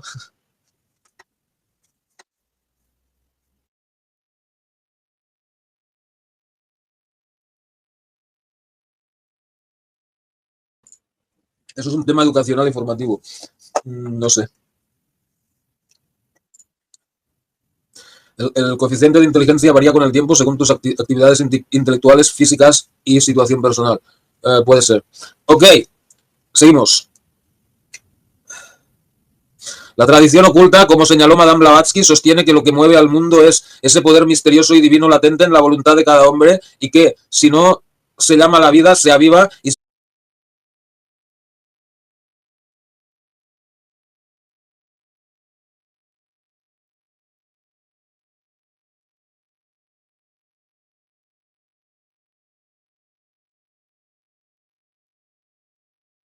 Ok, disculpen.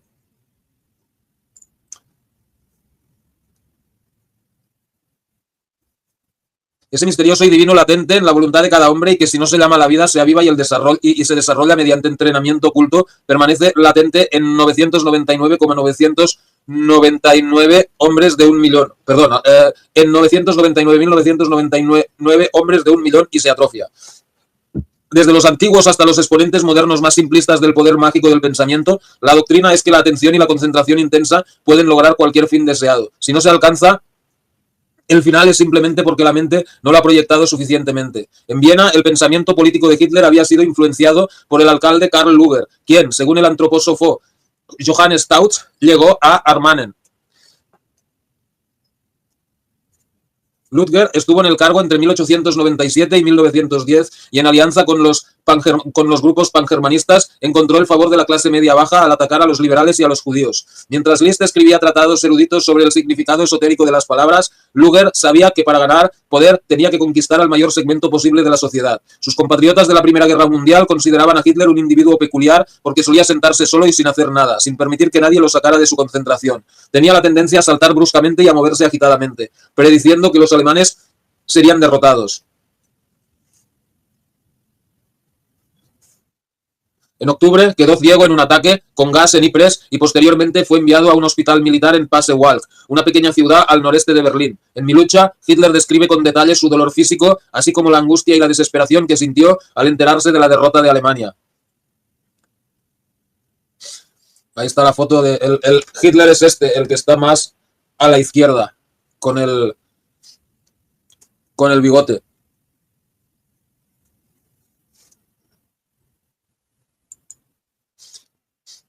Aunque inicialmente los efectos de su gaseamiento debieron causarle un dolor considerable, lo que no nos cuenta en Mein Kampf es que una vez que el dolor físico remitió, se encontró en un estado prolongado de privación sensorial, conocido por los parapsicólogos como el efecto Ganzfeld, confinado a su cama sin poder roer y en la atmósfera silenciosa de una sala de hospital, comparado con el infierno viviente del frente, con sus obuses estridentes combinándose con los gritos de los mutilados y moribundos y el eterno estruendo de las armas. El nuevo entorno de Hitler estaba hecho a medida para la experiencia psíquica que buscaba. Según Hitler, experimentó una visión de otro mundo. Mientras mientras estaba en el hospital. En esa visión a Hitler le dijeron que conduciría a Alemania de regreso a la gloria. Al recuperarse, en noviembre fue enviado de regreso a Múnich. Al escribir sobre esta experiencia en Mein Kampf, dijo: decidí dedicarme al trabajo político. ¿Ves? Eso es lo que os digo. O sea, su despertar político fue en 1918, ¿no?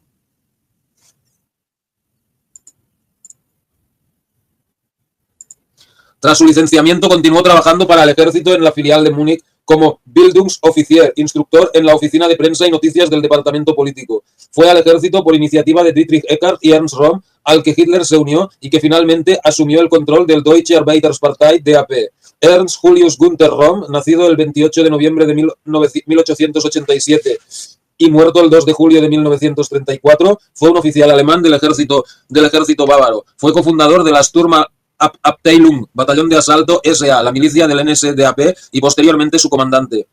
En 1934, durante la noche de los cuchillos largos, fue ejecutado por orden de Adolf Hitler por ser considerado un posible rival.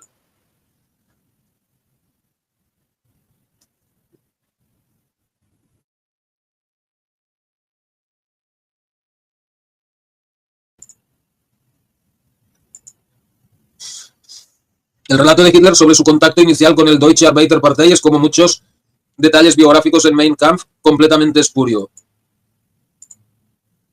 Su número de miembro en el Partido Obrero Alemán era originalmente 555, pero por alguna razón, ver más abajo, se cambió a 7. Drexler, indignado por la distorsionada historia oficial sobre el origen del partido transmitido por la radio, redactó una larga y airada carta a Hitler a finales de enero de 1940. En él afirmaba: nadie sabe mejor que usted, mi Führer, que usted nunca fue el séptimo miembro del partido, sino a lo sumo el séptimo miembro del comité al que le pedí que se uniera como jefe de propaganda.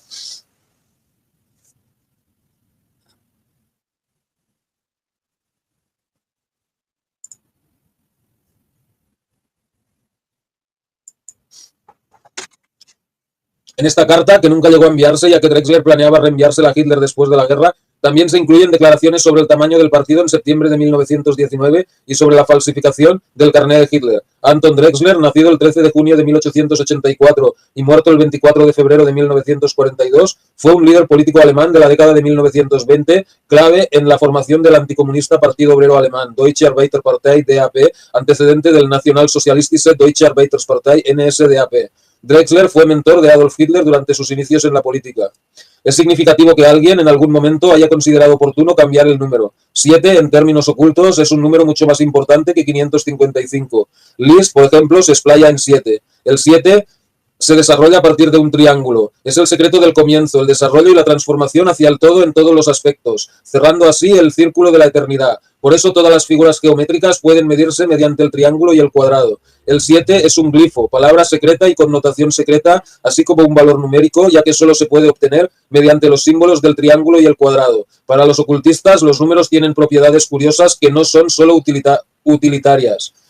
Todos ellos toman ideas de Pitágoras, quien fue el primero en darle a las matemáticas un significado especializado. Las propiedades ocultas de los números forman la base para un estudio serio y contienen las claves de las leyes de la vida humana y cósmica. Ya sea por superstición o por conocimiento de las leyes cósmicas, el 7 se convirtió en el número de Hitler. El número perfecto, en definitiva, para el carné de socio del futuro, Mesías de Alemania. Pero ¿cómo es posible que un individuo aparentemente tan poco excepcional llegara a ser el Mesías? ¿Fue elegido por el grupo o por solo un miembro, quizá Dietrich Eckart, o creó el papel para sí mismo?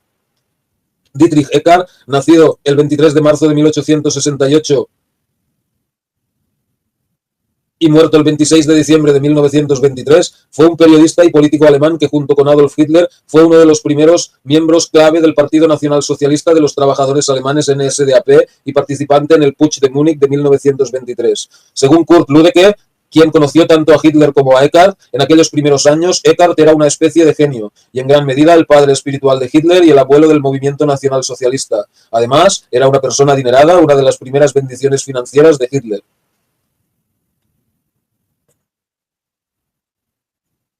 Kurt Lüdecke, nacido en Berlín el 5 de febrero de 1890 y muerto en Prim am Chiemsee en 1960. Fue un ferviente nacionalsocialista alemán y viajero internacional que se unió al NSDAP a principios de la década de 1920 y utilizó sus contactos sociales para recaudar fondos para el NSDAP. Antes de asistir a un mitin en el que Adolf Hitler fue uno de los oradores principales, Lüdecke había asumido que Hitler era simplemente un fanático más, pero tras escucharlo hablar en una manifestación multitudinaria en la Königsplatz de Múnich, lo adoptó como su héroe. Su llamado a la hombría alemana fue como una llamada a las armas, el evangelio que predicaba, una verdad sagrada. Al día siguiente, habló con Hitler durante 4 horas y se ofreció a Hitler y la causa nacionalsocialista sin reservas.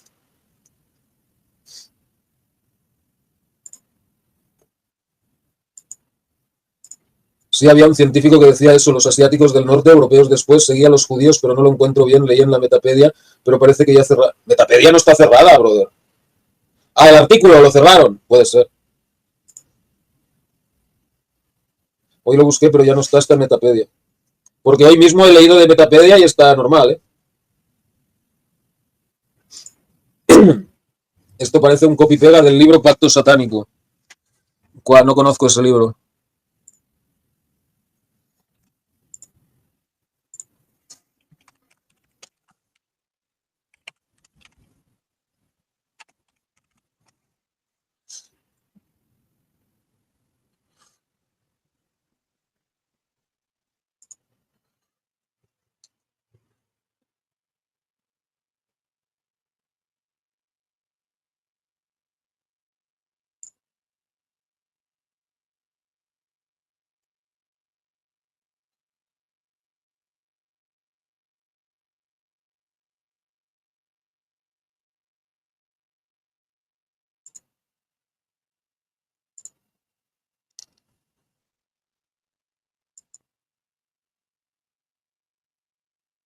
No sé, no he encontrado nada sobre ese libro.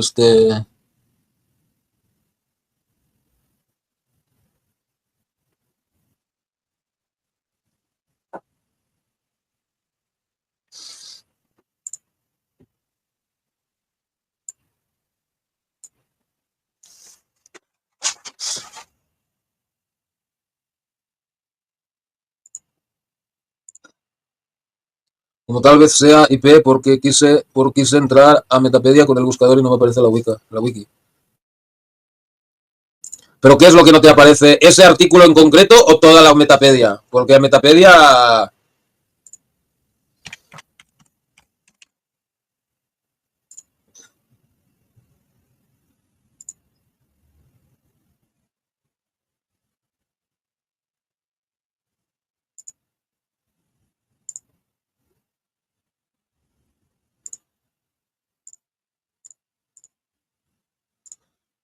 La Metapedia a mí me aparece normal.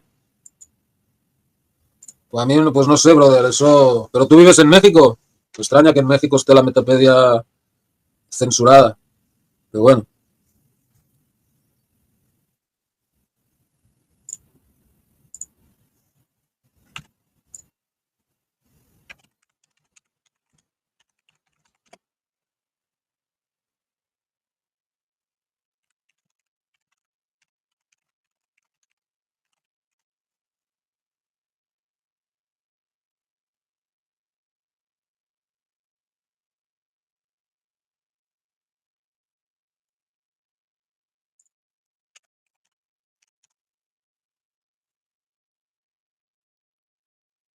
me sale uno ya... Ah, vale, ahí me sale. Pero no se puede leer.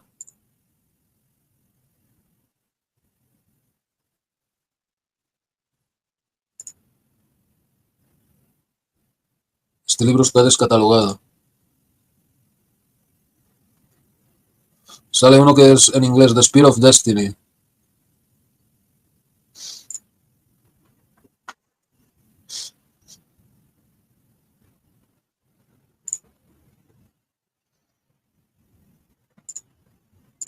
Creo que tal vez sí está censurado, quizás sea el antivirus. Yo me lo vendí hace tiempo.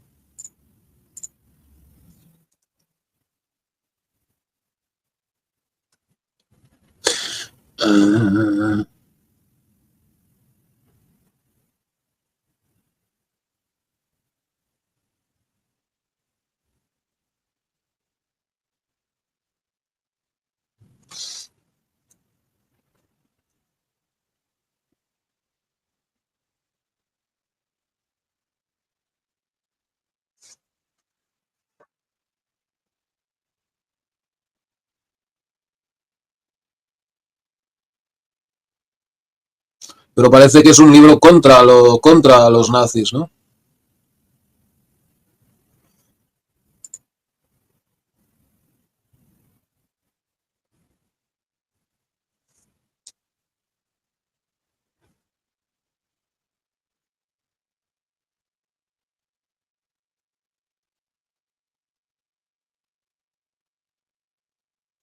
Bueno, no sé, ya lo miraré.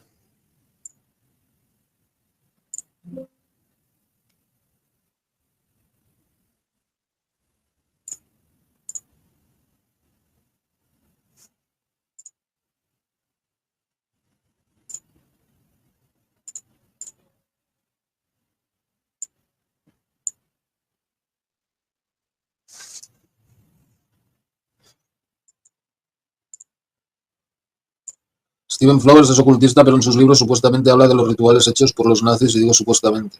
Ok, bueno, seguimos. Es más probable que el propio Eckhart no fuera tanto acomodado como bien relacionado. Tenía contacto con miembros ricos del círculo social de Múnich y era un consumado recaudador de fondos. En cualquier caso, fue él quien le permitió a Hitler entrar en ese círculo con el grandilocuente anuncio de que allí por fin estaba el Salvador largamente prometido. De hecho, se dice que le dijo a Alfred Rosenberg, después de las actividades revolucionarias de Thule, que suceda como debe ser, pero creo en Hitler, sobre él se cierne una estrella. Alfred Ernst Rosenberg, nacido el 12 de enero de 1893 y muerto el 16 de octubre de 1946, fue uno de los primeros miembros del NSDAP con gran influencia intelectual. Rosenberg conoció a Adolf Hitler gracias a Dietrich Eckart. Posteriormente ocupó varios puestos importantes en el gobierno del Tercer Reich. Se le considera uno de los principales autores de credos ideológicos nacionalsocialistas clave, como la teoría racial, el espacio vital, la derogación del Tratado de Versalles y la oposición al arte moderno degenerado.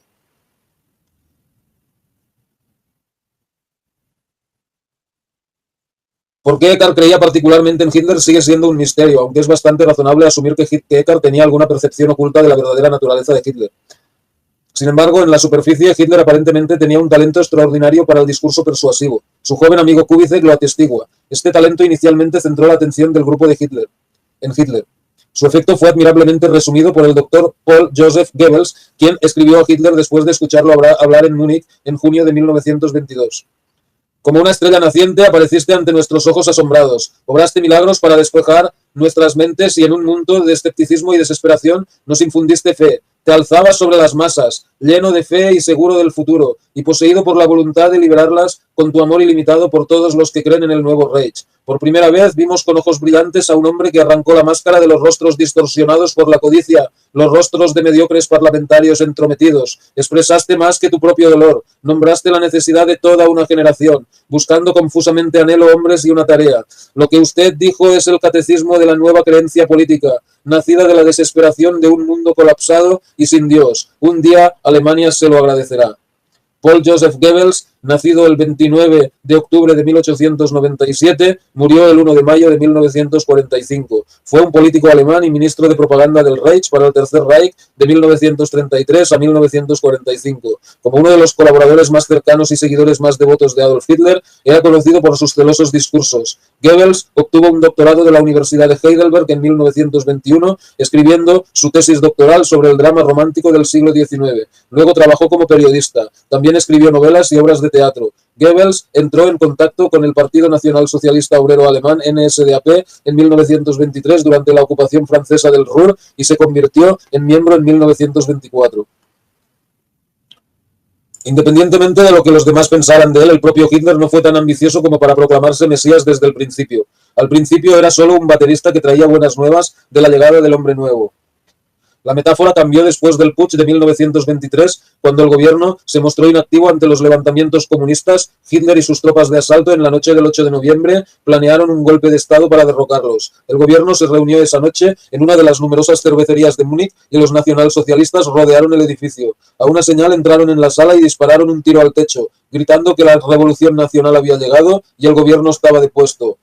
El putsch resultó ser un fiasco y cuando terminó, Hitler fue encarcelado en Festung Landsberg. Uno de los principales acusados en los juicios de Nuremberg, Baldur von Schirach, líder de las juventudes hitlerianas, fechó el cambio en la autoimagen de Hitler en un periodo posterior. Antes de 1934 era menschlich, humano. De 1934 a 1938 fue übermenschlich, sobrehumano.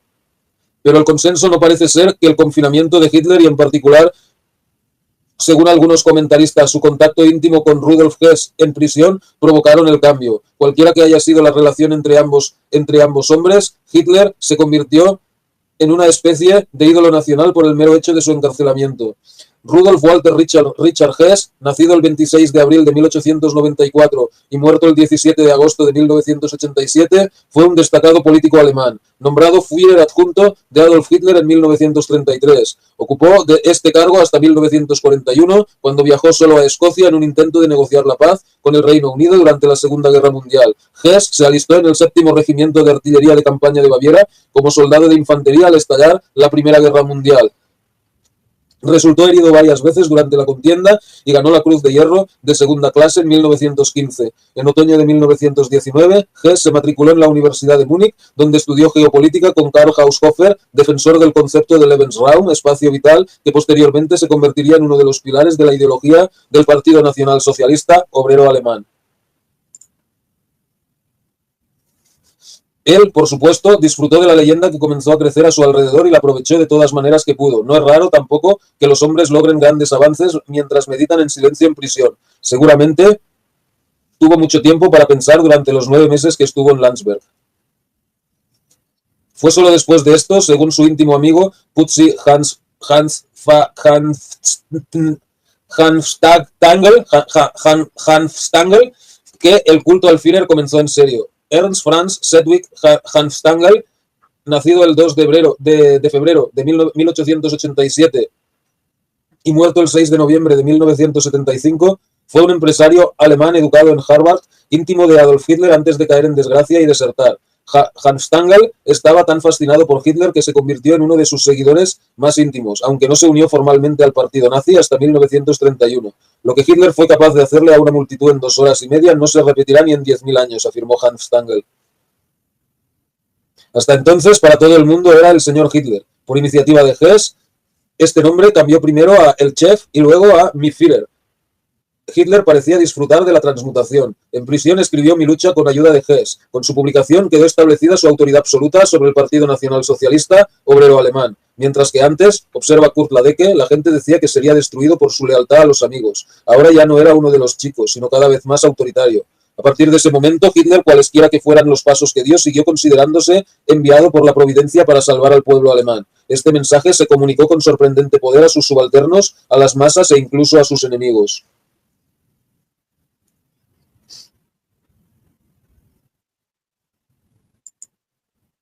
Stephen Flowers, él habla mucho de las runas, magia germana y norte de Europa, aunque para saber de runas es mejor llamar a Juanqui, porque en el directo con Thomas dibujó algunas, o no sé si variantes. Suba, Struchen, Wachen, ¿qué es eso?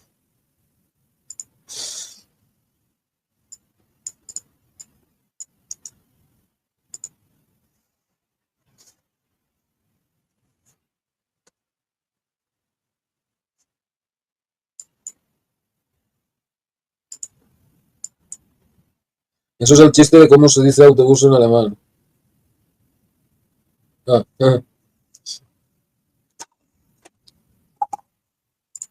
Suban, estrujen, bajen.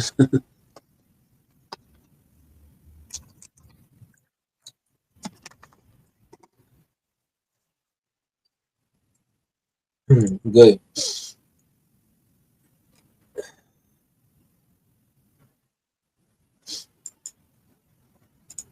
Hermann Rauchning relata una conversación típica en la que Hitler le dijo a Bernhard Forster que no revelaría su misión única hasta más tarde, solo permitió atisbos de ellas a unos pocos. Sin embargo, llegado el momento, Hitler traería al mundo una nueva religión, la bendita conciencia de la vida eterna en unión con la larga vida universal y como miembro de un pueblo inmortal. Hermann Rauchning, nacido el 7 de agosto de 1887 y muerto el 8 de febrero de 1982, fue un revolucionario conservador alemán que se unió brevemente al NSDAP. Rauchning es conocido principalmente por su libro Gespräche mit Hitler, Conversaciones con Hitler, en el que describe sus numerosos encuentros y conversaciones con Hitler. Ese fue el mensaje que Hitler transmitiría al mundo cuando llegara el momento. Hitler sería el primero en lograr lo que el cristianismo debía ser: un mensaje gozoso que liberara a los hombres de las cosas que agobiaban sus vidas. Ya no deberíamos tener miedo a la muerte. Hitler devolvería a los hombres la divinidad segura de sí misma con que la naturaleza los había dotado. Podrían confiar en sus instintos. Ya no serían ciudadanos de dos mundos, sino que estarían arraigados en la vida única y eterna. Aunque Rauchning debe haber tomado estas ideas como meros reflejos de irracionalidad, significan algo más para el estudiante de ocultismo. La nueva religión de Hitler era la misma que Lanz y Liszt habían predicado, una mezcla de paganismo, de gnosticismo y magia. Su verdadero propósito solo podría ser revelado a los iniciados, y solo en el momento adecuado, porque solo ellos comprendían realmente su importancia. Y solo cuando el camino hubiera sido preparado. El momento, por supuesto, también tenía que ser auspicioso y en sentido astrológico, y el iniciado, cuya conciencia estuviera suficientemente expandida, estaría en condiciones de ayudar a conducir la nueva religión. Numerosas personas han dado testimonio de los poderes mediúmnicos de Hitler. Mucho se ha hablado del hecho de que nació en Branau am Inn, en Austria, una ciudad que produjo una cantidad desproporcionadamente grande de personas que luego ganaron reputación como mediums, siendo los más notables Rudi y Willy Schneider. Los ocultistas señalan que Hitler había compartido con los hermanos psíquicos Schneider su nodriza. Pero incluso los comentaristas que no son receptivos a las creencias ocultas han llamado la atención sobre los ocasionales lapsos de Hitler en estados de trance. Ernst Hanstangl recuerda sus actuaciones casi mediúmnicas en la plataforma de un orador. Hermann Rauchning repite lo que Bernard Forster le había contado sobre Hitler.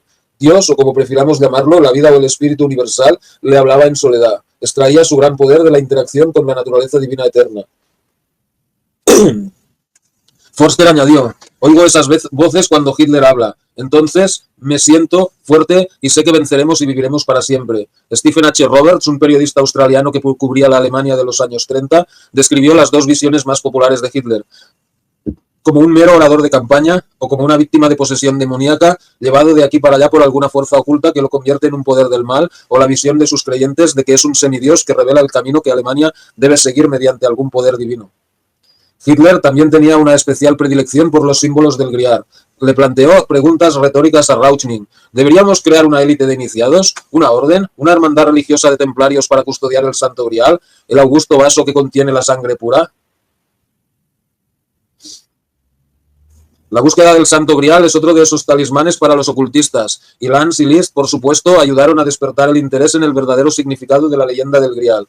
El Grial, para el ocultista, es un símbolo del conocimiento oculto. Según Hitler, el Grial es un camino que lleva desde la monotonía irreflexiva a través de la duda hasta el despertar espiritual. Existían grados ascendentes en el camino hacia el logro de niveles superiores de conciencia. También existían diversas criaturas que simbolizaban los diferentes grados, siendo el más elevado el águila, emblema del iniciado que había alcanzado los poderes y facultades más elevados de los que el hombre era capaz, y que por fin estaba en condiciones de asumir un destino histórico mundial. Nadie podría acusar a Hitler de falsa humildad. El periodista australiano Stephen H. Roberts describe una pintura que vio expuesta brevemente en Múnich en otoño de 1936, Hitler con las auténticas vestiduras plateadas del Caballero del Grial. Roberts cree que la pintura fue retirada porque delataba la imagen y se acercaba demasiado a la verdad de la mentalidad de Hitler. El cuadro Der Bannetrager, cerca de 1934, un óleo sobre madera del pintor austríaco Hubert Lanziger, nacido en 1880 y muerto en 1950, es una de las casi 10.000 obras de arte que fueron confiscadas por los estadounidenses después de la guerra, supuestamente como parte de los esfuerzos por desnazificar la sociedad alemana. Esta y otras 400 obras de arte del Tercer Reich, aún consideradas políticamente con carga, permanecen bajo la custodia del ejército estadounidense. Este retrato representa a Hitler como una figura mesiánica, que promete un futuro mejor para Alemania, con la bandera de la esvástica ondeando a sus espaldas. Se presentó por primera vez en la Gran Exposición de Arte Alemán de Múnich en 1937. Para entonces, la visión que Hitler tenía del judío como enemigo de la luz había deslumbrado a todo el país. Fue el judío el que tuvo que ser eliminado para que el nuevo hombre pudiera surgir. Al igual que sus maestros, Hitler veía al judío como la encarnación de todo mal, pero entre las cualidades que consideraba malvadas estaban virtudes como el intelecto, la conciencia y la inteligencia excesivos. Como le dijo a Rauchning, nos encontramos al final de la era de la razón. El intelecto se ha vuelto autocrático y se ha convertido en una enfermedad de la vida. La conciencia es una invención judía. Es una mancha como la circuncisión. Se avecina una nueva era de interpretación mágica del mundo, una interpretación basada en la voluntad y no en la inteligencia. El hombre nuevo será la antítesis del judío. El hombre nuevo, le dijo Hitler a Rauchning, será una mutación, una especie biológica totalmente diferente del Homo sapiens tal como lo conocemos. Hitler creía que este era el verdadero poder del nacionalsocialismo. Tan feroces y terribles serían los nuevos hombres, que los humanos comunes apenas podrían mirarlos a la cara. Ellos serían la verdadera aristocracia y todos los demás serían súbditos. Con la llegada del hombre nuevo, la desigualdad que existe en la vida humana se acentuaría. Este fue el antídoto de Hitler a la democracia, la restauración de las barreras insuperables entre dos razas de personas, tal como él suponía que habían existido en las grandes civilizaciones antiguas. Solo el hombre nuevo tendría derechos. Hitler había venido a liberarlos de la sucia y degradante quimera llamada conciencia y moralidad, y de las exigencias de una libertad e independencia personal que solo unos pocos pueden soportar. Estarían más allá del bien y del mal. Los liberaría de la carga del libre albedrío. Se opuso con gélida claridad a la importancia de la responsabilidad individual y personal. A juzgar por la popularidad de Hitler, las masas sufrientes aparentemente encontraron alivio en este mensaje. Aquí, una vez más, se puede escuchar la voz del ocultista. Desde Darwin, los grupos esotéricos han hablado en términos de mutación. Traicionar al Führer era, pues, traicionar también la nueva civilización que él inauguraba, y logró convencer al pueblo de ello. Una y otra vez, en manifestaciones multitudinarias tan cuidadosamente organizadas que no dejaban a nadie a salvo, repitió, con la fuerza de un mago maestro como no había visto antes ni después, la sorprendente doctrina que él y el pueblo eran uno. A través de desfiles nocturnos iluminados con antorchas, llamativas bandas militares, arcos de luz tipo catedral y los patrones y colores de las banderas con esvásticas, se creó un fervor religioso entre el público cansado de esperar durante horas hasta que él llegó ante ellos. De repente, tarde en la noche, tronó su discurso y se fue igualmente repentino. Era tan hábil psicólogo que sabía que si invitaba al hombre más alienado a salir de su taller, su pequeñez desaparecería en medio de la exaltación de las masas. Funcionó. Los alemanes arios se liberaron de la ansiedad y lucharon juntos en nombre de una humanidad mayor. Bueno,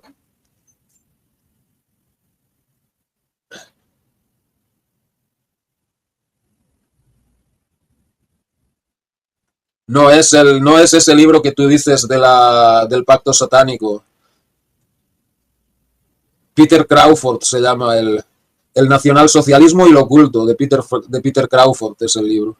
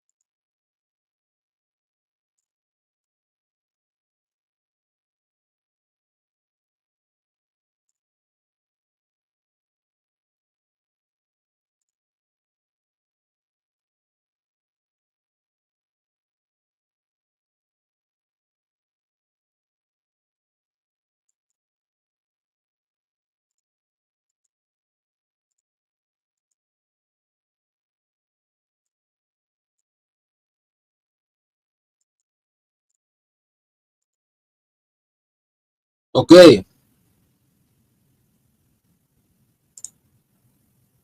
Me recuerda a la gnosis de Nimrod del Rosario. Pablo Santa Cruz de la Vega habla de eso, de Agartha y no sé qué más. Tomás Diablo de eso. Bueno, sí, con Pablo Santa Cruz tengo varios programas y tal. Um, ¿De qué habla? Pues de eso, de los. El cual, lo que acabo de leer, pues de los nazis y todo eso, ¿no? Raúl González, saludos. Es que esto es lo mismo que lees en el libro Pacto Satánico. Bueno, no sé, no lo he leído ese libro, pero por lo que hay en el índice y tal, parece ser como algo contra los nazis, ¿no? O sea, que dice que Hitler es el falso profeta y todo este rollo, ¿no?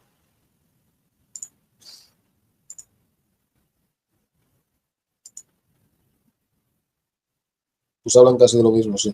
Bueno, um, bueno, a ver, más cosas. Eso era sobre la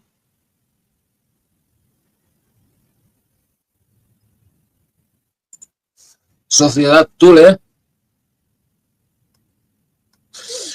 A ver,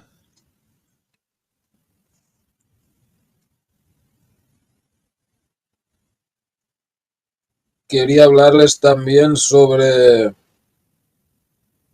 Dietrich Eckart, que fue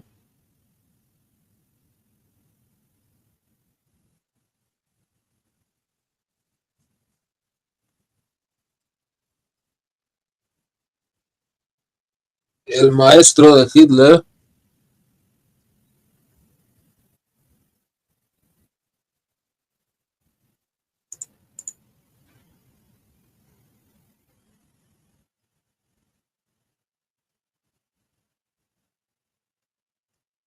pero bueno, si lo leo ahora,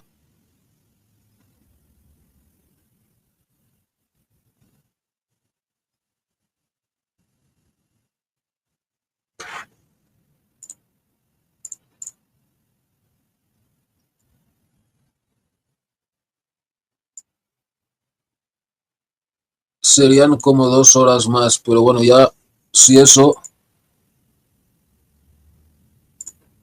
lo leeremos en el próximo programa. Pero otra cosa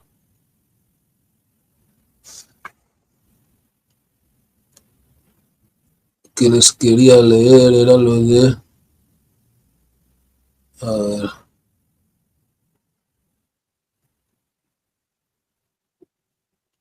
vaya hombre,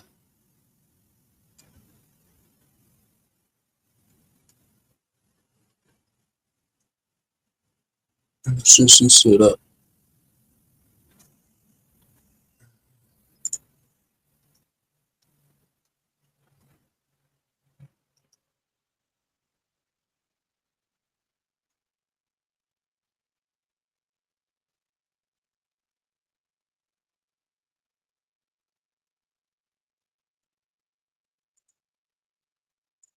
Mejor otro programa, Tomás, un placer escucharte. Ok, muchas gracias por estar con nosotros. Bueno, quería leer algo también sobre Hiperbórea, pero bueno, no sé, ¿los otros qué creen? ¿Lo leemos ahora o hacemos o lo leemos mañana?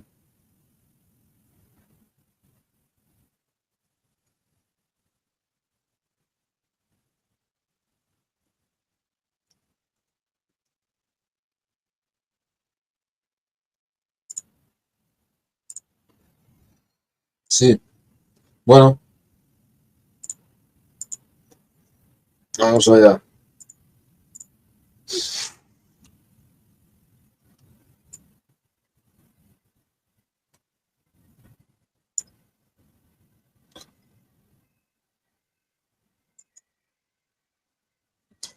Hiperbórea.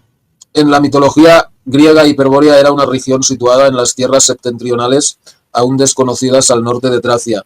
Su nombre,